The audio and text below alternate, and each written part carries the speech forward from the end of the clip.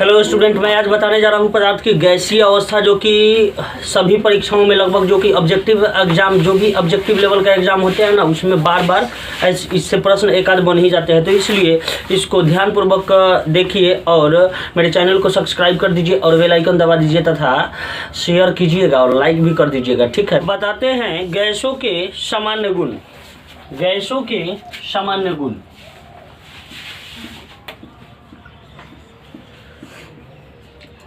गैसों के सामान्य गुण। गैसों के सामान्य गुण। गैसों के सामान्य गुण। तो अब देखो गैसों के सामान्य गुण में क्या क्या है। तो एक नंबर आयतन और आकृति। क्या होते हैं? अनिश्चित। गैसों के आकृति और आयतन दोनों ही क्या हो जाते हैं? अनिश्चित। ये पहला क्या है? सामान्य गुण है। एक नंबर गुण क्या है कि गैसों की आयतन और आकृति दोनों क्या होते हैं? अनिश्चित होते हैं। दूसरा क्या है? घनत्व।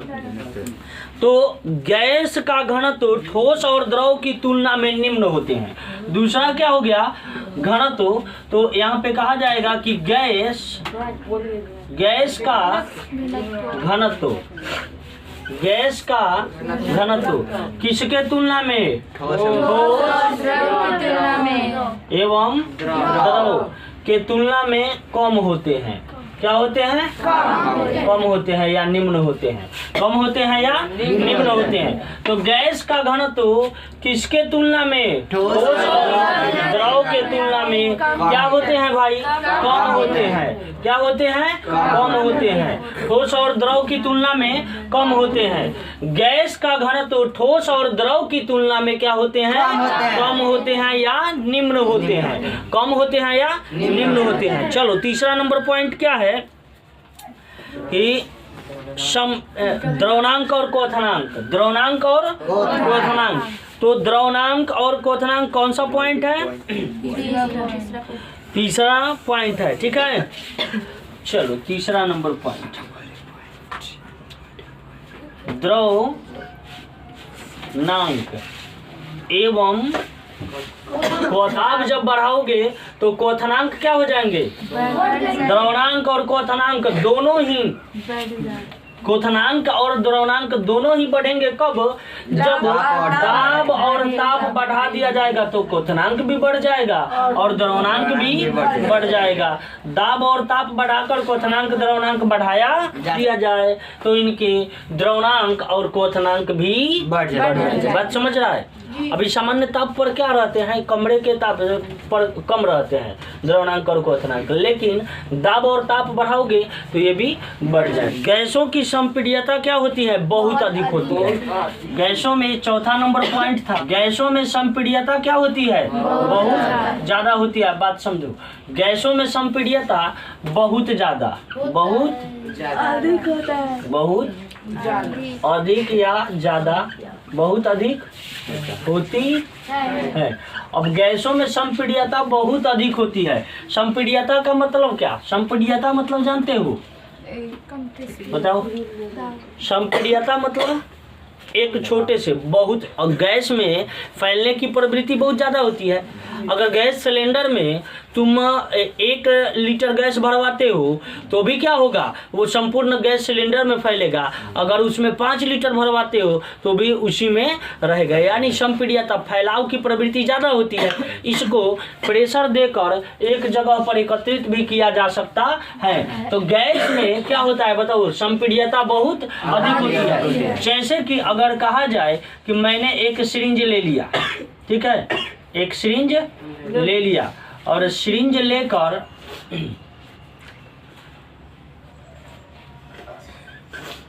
ये सिरिंज है, ठीक है। सिरिंज में क्या करते हो तुम? अगर कहीं इसमें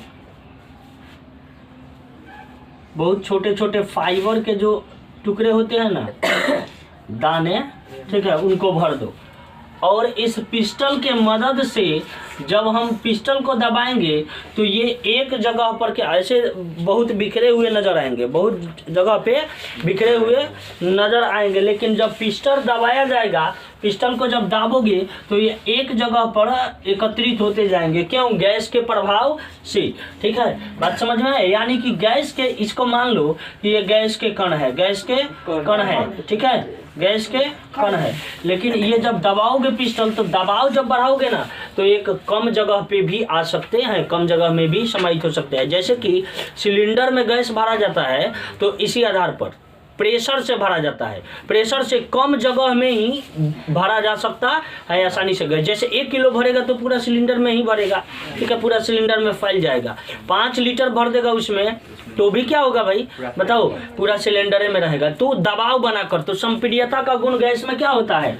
बहुत अधिक होता है। ठीक है, गैस में संपीड्यता का गुण क्या होता है? बहुत अधिक हो जाता है। बात समझा?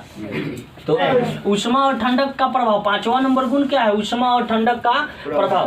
तो ऊष्मा और ठंडक का प्रभाव का मतलब क्या कि अगर गैस को गर्म किया जाए तो प्रसार होगा। क्या होगा? प्रसार होगा। क्या हो जाएगा इसमें? प्रसार हो जाएगा। अगर इसको ठंडा किया जाए तो क्या हो जाएगा? संकुचन हो जाएगा। ठंडा किया जाए तो संकुचन हो जाएगा। बताओ, तो ऊष्मा और ठंड का प्रभाव यही है। ऊष्मा मतलब गर्म किया जाएगा गैस को तो क्या होगा? उसमें प्रसार होगा। गर्म किया जाएगा तो क्या होगा? प्रसार होगा। ठीक है, अब बताओ, ठंडा किया जाएगा तो क्या हो जाएगा? संकुचन होगा।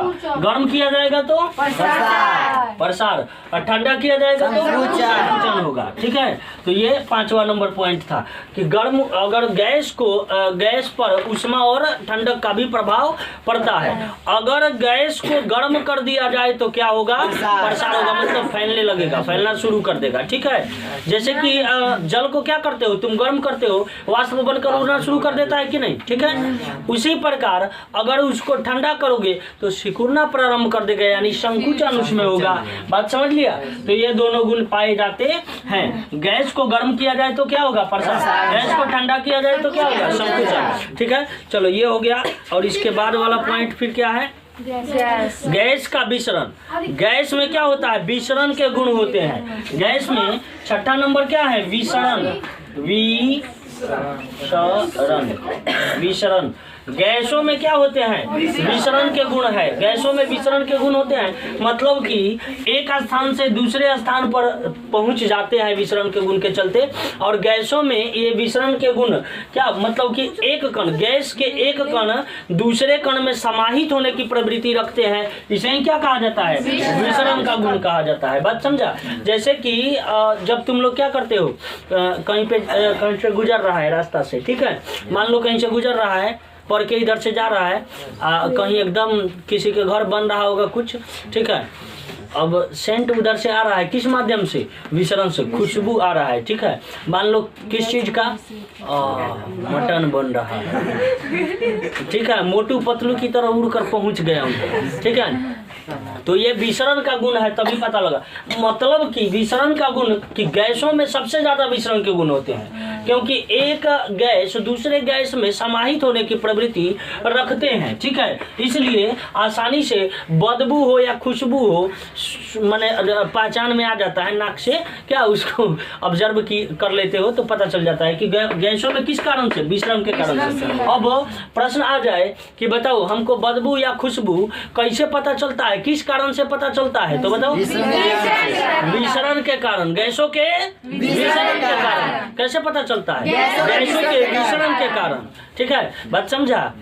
कोई कहता नहीं राम राम मुँह करता। ठीक है, तो किस कारण से बताओ? गैसों के विसरण। कितना अच्छा खुशबू है, मन प्रसन्न हो गया, मन अब लाज टपकने लगता है उसको। ठीक है, तो ये किस कारण से बताओ? गैसों के विसरण के कारण। गैसों के विसरण के कारण, यानी गैसों में विसरण की प्रवृत्ति होती है। ठीक है, चलो आगे बताते हैं। अब थोड़ा सा गैसों का संघनन।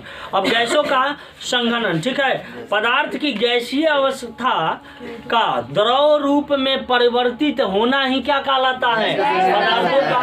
अब देखो कोई भी पदार्थ, 7वां नंबर गुण है संघनन। गैसों का संघनन।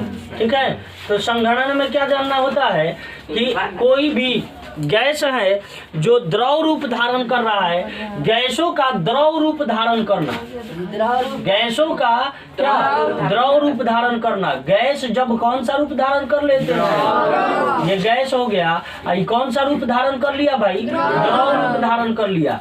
गैसों का गैस जब द्रव रूप धारण कर लिया, इसी को क्या कहा जाता है, संघनन कहा जाता है। गैस जब द्रव रूप धारण कर लिया, यही क्या कहलाएगा, संघनन। तो कहोगे, कोई पूछेगा संघनन किसे कहते हैं, तो कहोगे गैसों का द्रव रूप धारण करना ही संघनन कहलाता है। बताओ तो संघनन किसे कहते हैं, गैसों का द्रव रूप धारण करना ही संघनन कहलाता है। क्या कहलाता है, संघनन कहलाता है। गैसों का द्रव रूप धारण करना ही संघनन कहलाता है। चलो, जैसे कोई भी गैस है, ठीक है, जब संघनित तो होकर वाष्प बन गए, या वाष्प जल के बूंद बन गए, जल के बूंद बन गए, तो इसे ही क्या कहा जाता है, जल के बूंद बन जाएगा, इसे ही क्या कहा जाएगा, संघनन कहलाएगा। तो बताओ गैसों का, चाहे गैस का द्रव रूप धारण कर लेना ही क्या कहलाता है, संघनन कहलाता है। मतलब जब गैस द्रव के रूप में आ जाएगा, क्या हो जाएगा भाई, संघनित हो जाएगा। क्या हो जाएगा, संघनित हो जाएगा। अब कोई और गुण है इसमें, 8वां नंबर, ठीक है, गैसों का दाब, गैस का दाब, गैस पर दाब, ठीक है। चलो, तो दाब का डिफिनीशन क्या होता है, कौन बताएगा, प्रति एकांक क्षेत्रफल पर लगने वाले बल को, प्रति एकांक क्षेत्रफल पर लगने वाले, प्रति एकांक क्षेत्रफल, प्रति एकांक क्षेत्रफल पर जो बल लगे, प्रति एकांक क्षेत्रफल पर जो बल लगे वह क्या है, बताओ, दाब है। प्रति एकांक क्षेत्रफल पर जो बल लगे उसे ही क्या कहते हो, दाब कहते हो। क्या कहा जाता है भाई, दाब। तो प्रति एकांक क्षेत्रफल पर लगने वाले बल को दाब कहते हैं। अब जानना है हमको गैसों में दाब। गैसों में दाब जो है पूर्ण सतह पर, किसी पात्र के, किसी बर्तन के संपूर्ण सतह पर गैसों में दाब उत्पन्न होता है। जैसे कि सिलेंडर में गैस भरा जाता है तो उस गैस का दाब पूरे सिलेंडर पर पड़ता है, पूरे सिलेंडर के सभी भाग पर पड़ता है। बात समझ में आया। तो गैसों में दाब कहा जाए तो क्या होता है, सभी भाग पर, किसी भी पात्र के, किसी भी बर्तन के सभी क्षेत्रों पर पड़ता है। गैसों में दाब क्या पड़ता है, सभी क्षेत्रों पर। गैसों में दाब, गैस किसी पात्र के सभी क्षेत्र पर, सभी भाग पर दाब आरोपित करता है। बात समझ लिया। और इस दाब को मान लो कि ये वायु द्वारा जो दाब उत्पन्न होता है, वायु द्वारा जो दाब उत्पन्न होता है एटमॉस्फेयर में, वातावरण में, उसको वायुमंडलीय दाब कहा जाता है। कौन सा दाब कहा जाता है, वायुमंडलीय दाब कहा जाता है। ठीक है, कौन सा दाब बताओ, वायुमंडलीय दाब। ठीक है, तो ये गैसों के गुण समाप्त हुआ। आज के लिए इतना ही, मिलते हैं ब्रेक के बाद।